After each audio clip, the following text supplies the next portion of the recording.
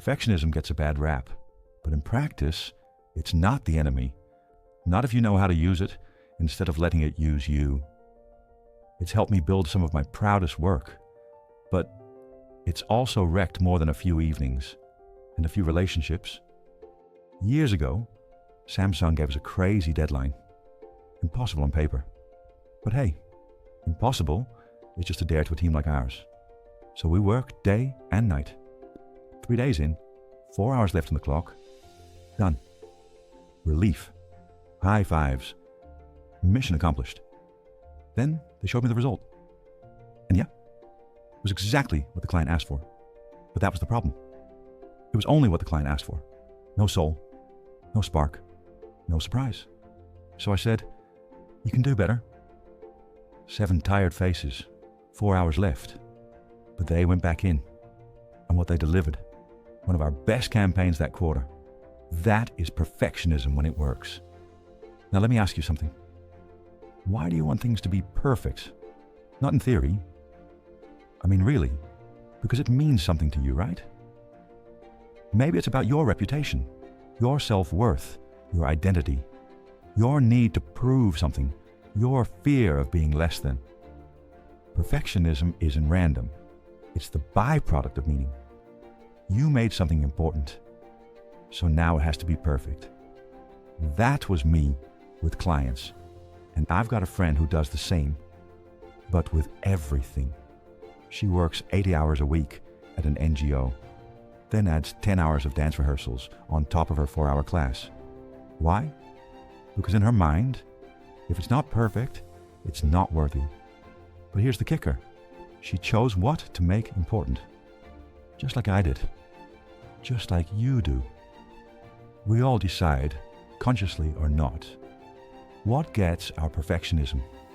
And once we do, everything else becomes taboo. Tell me back then that good was good enough for a client. Taboo. Suggest to my friend she could just go for a walk instead of training. Taboo. Why? Because we tied our value to a result. We made something so important, so sacred, that anything less than perfect felt like failure. And that, my friend, is where perfectionism flips on you. Perfectionism can create excellence, but it can also kill innovation. Why? Because innovation is messy. It's iterative. It requires failure. You don't build something new by getting it right the first time. You build it by getting it wrong and adjusting. So if everything has to be perfect, you'll stop moving. You'll stop creating. You'll burn out. Worse, you'll burn out the people around you. You'll start micro-controlling, walking on eggshells, punishing mistakes, and calling it standards. Here's what perfectionism really costs. Peace, energy, time, flexibility, relationships. You want the table set perfectly before the guests arrive? Great. But maybe the food gets cold, maybe the connection gets lost, maybe you don't even enjoy the dinner. We forget that there is no award for the perfect table setting, no trophy for the perfect presentation, no prize for the person who never drops the ball, but never really lives either.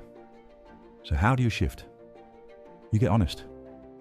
Ask yourself, what has to be perfect in my life? Why? What would it mean if it wasn't? And then rate it.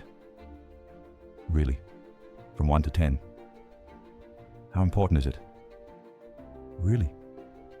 And if that number drops as you think about it, you just loosen perfectionism's grip. Because perfectionism isn't a personality. It's a habit. A story you keep telling yourself about what must be. But most of those musts aren't universal truths. They're choices, and you can unchoose them. So here's your task. Make a list of the things that have to be perfect. Write why. Write what it means if they're not. And then ask yourself, is this still true? Because you're not here to be flawless. You're here to be real, to be bold, to build, to love, and to grow. And growth, that's never perfect.